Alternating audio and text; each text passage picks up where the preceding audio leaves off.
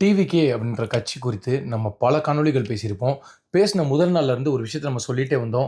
2026 சட்டமன்ற தேர்தல்ல மிகப்பெரிய தாக்கத்த விஜய் ஏற்படுத்துவாரு. அதுல எந்த சந்தேகமும் இல்ல நம்ம சொன்னோம்.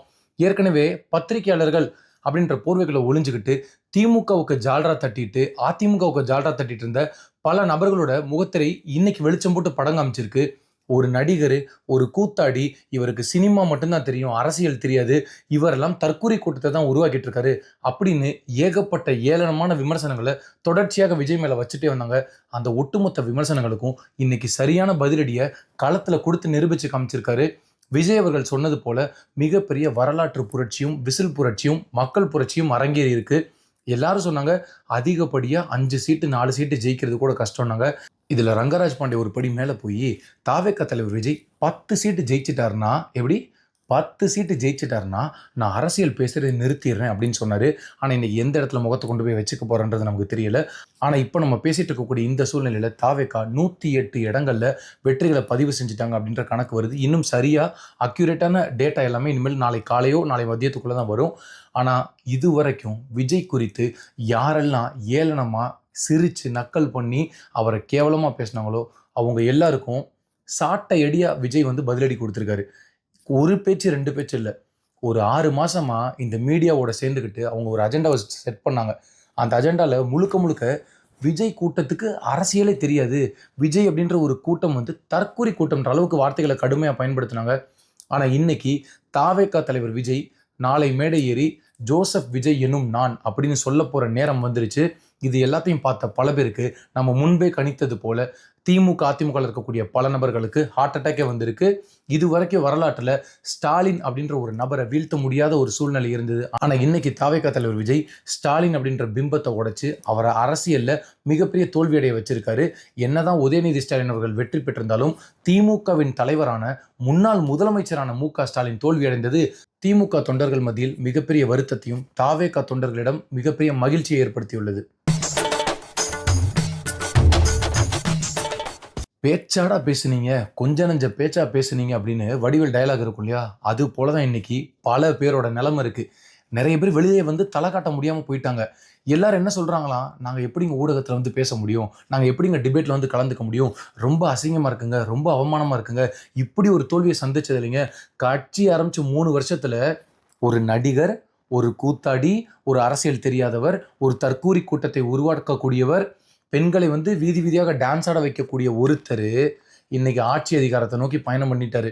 108 தொகுதி ஜெயிச்சு இன்னைக்கு இன்னும் ஒரு சிலர் அவரை பார்க்க போறாங்க, அவருக்கு ஆதரவு கொடுக்க போறாங்க, அவர் ஆட்சி அமைக்க போறார் அப்படின்ற ஒரு மிகப்பெரிய விஷயம் வருது.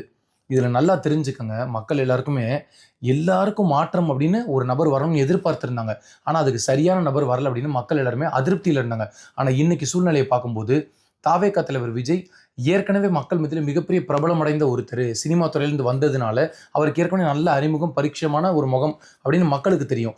அதை பயன்படுத்தி எப்படி அரசியல் பேசணும், நான் வந்தா என்ன செய்வேன், இன்னைக்கு இருக்கக்கூடிய திமுக எப்படி நம்மளை ஏமாத்துறாங்க, நம்மளோட உழைப்பை எப்படி சுரண்டுறாங்க, எவ்வளவு ஊழல் லஞ்சத்துல தலை விரித்து ஆடுறாங்க அப்படின்றத மக்களுக்கு வெளிச்சம் போட்டு படம் காட்டினாரு. முதல் நாள்ல இருந்து சொல்லிட்டு இருக்காரு எனக்கும் திமுகவுக்கும் தான் போட்டின்னு. ஆனா இன்னைக்கு நிலைமை எப்படி போயிடுச்சுன்னா திமுக போட்டியிலே இல்லை. விஜய் அப்படின்ற ஒரு கட்சி தனி பெரும்பான்மையான கட்சி இருக்கு. 35 விழுக்காடுகள் வாக்கு வாங்கியிருக்காங்க. இது எவ்வளவு பெரிய ஒரு மாற்றம் பாருங்க. எம்ஜிஆர் போல எல்லாரும் சொல்லும்போது எம்ஜிஆரோட நீங்க ஒப்பிடக்கூடாது, எம்ஜிஆரோட அனுபவமும் எம்ஜிஆருக்கு இருக்கக்கூடிய கரிஷ்மேட்டிக்கும் விஜய் கிட்ட இருக்கான்னு கேட்டாங்க. ஆனா இன்னைக்கு வெளிப்படையா சொல்றோம், எம்ஜிஆர் கூட ஒப்பிடாதீங்க. விஜய் எம்ஜிஆரோட 10 மடங்கு தாண்டி போயிட்டாரு. இது வரைக்கும் வரலாற்றுல அரசியல்ல 10 இடங்கள் மட்டுமே பிரச்சாரத்துக்கு போய் 108 தொகுதி ஒரு கட்சி ஜெயிச்சிருக்கு அப்படின்னா அது தாவேகான்ற ஒரு கட்சி தான். இனி இப்படி ஒரு தலைவன் வரவும் போறதில்லை, இப்படி ஒரு கட்சி உருவாகவும் போறதில்லை. இது மக்கள் எல்லாருமே விரும்பக்கூடிய ஒரு விஷயம். மக்கள் நினைச்சாங்க ஒரு மாற்றம் வேண்டும், மக்கள் இவங்களெல்லாம் கொண்டு வரணும், நமக்கு ஒரு சரியான நபர் வரணும், அழுத்து போயிடுச்சு. இதுல எங்க மக்கள் எல்லாரும் வெற்றி அடைஞ்சிட்டாங்க, திமுக தோத்து போச்சுன்னா, குறிப்பா திமுகவை சொல்லணும்னா விஜயை வீழ்த்தணுன்றதுக்காக விஜய் மேல ஏகப்பட்ட அவதூறுகள், தனிப்பட்ட வாழ்க்கை குறித்து விமர்சனம் பண்றது, பத்திரிகையாளர்கள் அப்படின்னு சொல்லி வாடகை வாய்களை ஊடகத்துக்கு அனுப்பிச்சு விஜய் மேல தாறுமாறான விமர்சனங்கள் வைக்கிறது. விஜய் முதலமைச்சரா வருவாருன்னு அவரே நம்ப மாட்டாரு, அவருக்கு தெரியும் அவரோட பலம் என்னன்னு, 4% தாண்ட மாட்டார் அப்படின்னு ராஜ கம்பீரம்னு ஒரு பாயும் புலி ஒன்று இருந்தது. அவர் சொல்றாரு விஜய் 4% தாண்ட மாட்டாருங்க, அது இன்னொரு நாம் தமிழர், இன்னொரு மக்கள் நீதி மையம் தான் அப்படின்னு. ஆனால் அது எல்லாத்துக்கும் மக்கள் வேட்டு வச்சிருக்காங்க. இன்னைக்கு மக்கள் எல்லாரும் என்ன நினைச்சாங்கன்னா, திமுக ஜெயிச்சா திமுகவுக்கு நல்லது, அதிமுக ஜெயிச்சா அதிமுகவுக்கு நல்லது, ஆனால் விஜய் ஜெயிச்சா மக்களுக்கு நல்லது அப்படின்னு நான் நினைச்சதுனால தான் இன்னைக்கு இந்த அளவுக்கு ஒரு கடுமையான போட்டி கூட இல்லை. கிளீன் ஸ்வீப் பண்ணிட்டாரு. ஒன்னே ஒன்று, அவர் மெஜாரிட்டி எடுக்கலன்றது ஒரு மிகப்பெரிய குற்றச்சாட்டா ஒரு விமர்சனமாக வைக்கிறாங்க. அவர் இன்னும் நிறைய தொகுதியில் பிரச்சாரத்துக்கு போயிருக்கணும் அப்படின்னு. இன்னைக்கு விமர்சனம் பண்ணக்கூடிய நீங்கள் எல்லாருமே விஜயை எவ்வளவு கேவலமாக விமர்சனம் பண்ணீங்க ஆதி காலத்துலன்றது எல்லாருக்கும் தெரியும். இப்போ ஒரு 100 சீட்டு வாங்கிட்டாருன உடனே அப்படியே லைட்டாக அப்படி சரண்டர் ஆகிற மோடில் பேசிகிட்டு இருக்காங்க. ஆனால் திரு விஜய் அவர்களுக்கு எல்லாமே தெரியும். நீங்கள் என்னதான் அவருக்கு வாழ்த்து சொன்னாலும் சரி, இல்லை என்னதான் இப்போ போய் அவர்கிட்ட அண்டி பிழைச்சிக்கலாம், நம்ம அரசியலில் வந்து அவர் கூட உட்காந்துக்கலாம்னு நினச்சாலும் யார் யார் என்னென்ன பண்ணாங்க அப்படின்றது அவருக்கு தெரியும். ஆனால் திரு விஜய் அவர்கள் ஒரு மேடையில் சொன்னது போல, என்னை நீங்கள் ஆதரிச்சிங்க அப்படின்னா இந்த நாடு நல்லா இருக்கும், மக்கள் எல்லாரும் நல்லா இருப்பாங்க அப்படின்னு சொன்னார். அந்த நம்பிக்கையில் தான் மக்கள் எல்லாருமே ஓட்டு போட்டிருக்காங்க. திமுகவும் அதிமுகவுக்கும் விஜய்க்கு கொடுத்த டார்ச்சரில் விஜய் மேலே இருக்க காழ்ப்புணர்ச்சியும் வன்மத்தையும் கக்குனதுனால தான் இன்னைக்கு மக்கள் எல்லாருமே திமுகவுக்கும் அதிமுகவுக்கும் எதிராக ஓட்டு போட்டிருக்காங்க. இதில் மிகப்பெரிய ஒரு கலாச்சாரம் உடஞ்சிருக்கு. அதை நம்ம பெருமையாக தமிழர்கள் எல்லாரும் ஏற்றுக்கொள்ளலாம். ஓட்டுக்கு காசு கொடுக்குற கலாச்சாரம் இருக்குல்ல, நீ ஓட்டுக்கு காசு கொடுத்தா அந்த காசை வாங்கிட்டு எனக்கு ஓட்டு போடுவேன், இல்லைனா அதிமுகவுக்கு ஓட்டு போடுவேன் அப்படின்னு திமுக நம்புச்சு. ஆனால் இன்றைக்கி அந்த கலாச்சாரத்தை உடைச்சு ஓட்டுக்கு என்ன காசு கொடுத்தாலும் வாங்கினாங்க. ஆனால் ஓட்டு முழுவதையுமே விசில் சின்னத்துக்கு போட்டுட்டாங்க. இது எப்படிப்பட்ட ஒரு சாட்டையடி சவுக்கடி! பெருமையாக கொஞ்சம் கூட கூச்சமே இல்லாமல் வெக்கமே இல்லாமல் நாங்களாம் ஓட்டுக்கு காசு கொடுக்குறதுன்னு இந்த 2 கட்சியும் சொல்லுது. ஆனால் 2 கட்சியும் 3000 ரூபாயிலிருந்து 5000 ரூபா வரைக்கும் கொடுத்துருக்காங்க. இன்னும் கோயம்புத்தூர் பக்கம்லாம் 15,000 ரூபா பணமும் ஒரு கிராம் கோல்டு காயின் கொடுத்ததா சொல்கிறாங்க. இதெல்லாம் யாரோட அப்பா வீட்டு காசு? நீங்கள் குளத்து வேலைக்கு போய் சம்பாரிச்சிங்களா, இல்லை உங்கள் தாத்தாவோட சொத்தை விற்று நீங்கள் கொடுத்தீங்களா? எல்லாமே மக்கள்கிட்டேருந்து கொள்ளையடிச்சு இந்த பணத்தை திரும்ப அவங்க கிட்ட கொடுத்து இதை வச்சு நம்ம ஒரு மிகப்பெரிய இன்வெஸ்ட்மெண்ட்டாக போட்டு நம்ம மீண்டும் ஆட்சியை பிடிச்சிடலாம்னு நினச்சாங்க. அதுக்கு மிகப்பெரிய வேட்டை வச்சுட்டாங்க மக்கள். விஜய் என்ன சொன்னார்? நீங்கள் என்ன பொருள் கொடுத்தாலும் வாங்கிக்கோங்க, ஆனால் ஓட்டை தயவுசெய்து ஒரே ஒரு முறை விசில் சின்னத்துக்கு போடுங்கன்னு சொன்னாங்க. அவர் பிரச்சாரத்துக்கே போக மாட்டாரு. ஒரு தொகுதி போகிறார், 2 தொகுதி போகிறாரு, 3 நாள் ரெஸ்ட் எடுக்கிறாரு. இவரெல்லாம் ஒரு தலைவனாங்க? இவருக்கு அடிப்படை தகுதியே கிடையாதுங்க. இப்படியெல்லாம் பேசிட்டு இன்னைக்கு எந்த இடத்துல நீங்கள் பத்திரிக்கையிலேருந்து போய் மூஞ்சியை வச்சுக்க போகிறீங்க? அவரை பற்றி பேசின எல்லாத்துக்கும் சரியான பதிலடி களத்தில் நிரூபித்து காமிச்சிருக்காரு. இனி அவர் பேசலாங்க, அவர் பேசலாம், தாவேக்கு ஆதரவாளர்கள் பேசலாம், எல்லாரும் பேசுவாங்க. அந்த தற்குறி கூட்டம் தான் இவ்வளோ பெரிய பூத் லெவல் ஏஜென்ட்ஸாக மாதிரி தேர்தலை நல்லபடியாக நடத்தி முடிச்சு இன்னைக்கு கவுண்டிங்கில் கூட எந்த விதமான பிரச்சனையும் வராமல் நல்லபடியாக வெற்றி அடைஞ்சு வந்திருக்காங்க. இது வரைக்கும் இல்லாத அளவுக்கு வரலாற்று புரட்சி ஏற்பட்டிருக்கு. இதில் நீங்கள் குறிப்பாக பாருங்கள், இளையவர்கள்லேருந்து பெரியவர்கள் வரைக்கும் எல்லா வயதிலையுமே இருக்கக்கூடிய வேட்பாளர்களை அவர் அறிவித்தார். ஆனால் அதில் எல்லா சட்டமன்ற உறுப்பினர்களும் 28 வயசில் ஒருத்தர் இருக்காரு, 34 வயசில் ஒருத்தர் இருக்காரு, 40 வயசில், 50 வயசில், 77 வயசு வரைக்கும், செங்கோட்டையன் வரைக்கும் எல்லா கலந்த ஒரு நபர்கள் இருக்காங்க. இதில் என்ன ஒரு மிகப்பெரிய ஒரு ப்ளஸ் பாயிண்ட் அது அமையும்னா, அனுபவசாலிகள் ஒரு பக்கம் இருப்பாங்க, அந்த சீனியர்ஸ் எல்லாம் சேர்ந்து புதிதாக வரக்கூடிய இந்த நபர்களை இயக்குவாங்க. குறிப்பாக செங்கோட்டையனை நீங்கள் எடுத்துக்கோங்க, இல்லை வந்து திருப்பரங்குன்றத்தில் சிடிஆர் நிர்மல்குமார், இவங்க எல்லாருக்குமே தெரியும் அரசியல்னா என்ன, எப்படி வந்து சட்டமன்ற மரபு இருக்கும், எப்படி நம்ம நடந்துக்கணும், என்னென்ன வேலைகள் நடக்கணும். இதனால தான் தாவேகா தலைவர் விஜய் தொடர்ச்சியாக சொன்னார், கான்ஃபிடென்ட்டாக இருங்க, வெற்றி நிச்சயம்னு. அவர் சொன்னது போல் கான்ஃபிடென்ட்டாக இருந்தாங்க. இன்றைக்கி வெற்றி அழகாக அவர் கையில் வந்து உட்காந்துருச்சு. இதில் இன்னொரு சுவாரஸ்யமான தகவல் என்னென்னா, ஜெயிக்கக்கூடிய எல்லா வேட்பாளர்களையும் 2 நாள் முன்னாடி கூப்பிட்டு வச்சு பனையூர் அலுவலகத்தில் வேட்பாளர்களை சந்திப்பில் அவர் சொன்னார், ஜெயிக்கக்கூடிய எல்லா வேட்பாளர்களும் எத்தனை மணியானாலும் பரவாயில்ல, இரவோடு இரவாக நீங்கள் பனையூர் வரணும்னு. இவர் என்னடா ஓவர் கான்ஃபிடென்ட்டில் பேசுகிறாருன்னு பல பேரும் ஏளனமாக பேசினாங்க. இவர் 4 பேர் ஜெயிப்பாங்களாங்க மிஞ்சி போனான்னு. ஆனால் இன்றைக்கி 108 பேர் ஜெயிச்சு அவரை பார்க்க பனையூருக்கு படையெடுத்து போயிட்டுருக்காங்க. இதில் யார் யார் அமைச்சர்ன்ற வரைக்கும் தெளிவாக ஒரு லிஸ்ட்டை போட்டு விஜய் வச்சிருக்காரு. அடுத்து என்னென்ன பண்ணணும், ஒருவேளை யாரும் நமக்கு மெஜாரிட்டி கொடுக்கறதுக்கு உதவி பண்ணலை அப்படின்னா அடுத்து என்ன பண்ணணுன்ற வரைக்கும் விஜய் யோசிச்சு வச்சிருக்காரு. ஜான் ஆரோக்கியசாமி அதுக்கு மிகப்பெரிய மூளையாக இருந்திருக்காரு அப்படின்ற தகவல் இன்னைக்கு ஊடகத்தில் வந்துட்டு இருக்கு. நீங்கள் எல்லாரும் என்ன பண்ணீங்க? விஜய் குறித்து ஒரு தவறான விமர்சனங்கள், தவறான ஒரு பிம்பத்தை உருவாக்கணும்னு மக்கள் மத்தியில் முயற்சி பண்ணீங்க. எல்லாத்தையும் உடச்சி மக்கள் அவருக்கு வாக்கு செலுத்தியிருக்காங்க. எதுக்காக வாக்கு செலுத்தினாங்க? நீங்கள் பண்ணக்கூடிய அராஜக ஆட்சியை ஒழிக்கணும்னு சொல்லி தான் அவங்க வாக்கு செலுத்தினாங்க. சரி, திமுகவை விட்டு அதிமுகவுக்கு தானே ஓட்டு வரும் அப்படின்னு எல்லாரும் நினச்சிட்டு இருந்தாங்க. ஆனால் திமுகவும் வேண்டாம், அதிமுகவும் வேண்டாம்னு மக்கள் நிராகரிச்சிருக்காங்க.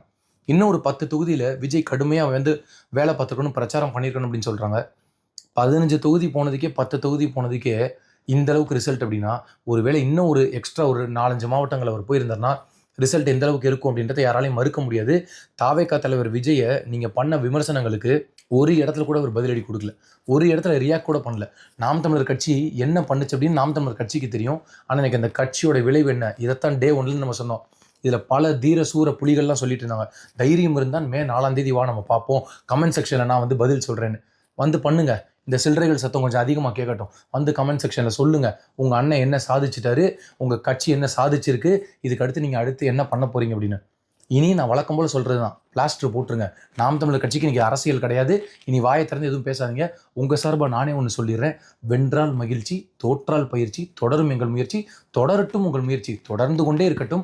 2047 வரைக்கும் நீங்கள் தொடர்ச்சியாக முயற்சி பண்ணுங்கள். அதுக்கப்புறம் நீங்கள் எல்லோரும் இருந்தீங்கனாலும் அப்பையும் முயற்சி பண்ணிகிட்டே இருங்க. ஆனால் ஒருபோதும் உங்களுக்கு வெற்றி எட்ட போவதில்லை. காரணம், உங்களது எண்ணங்கள் சரியாக இல்லை. அது ஒரு பக்கம் இருக்கட்டும். ஆனால் இன்னைக்கு விஜய் நீங்கள் பாருங்கள், ஒரு நடிகருங்க வந்து முடிச்சுட்டு போயிட்டார்.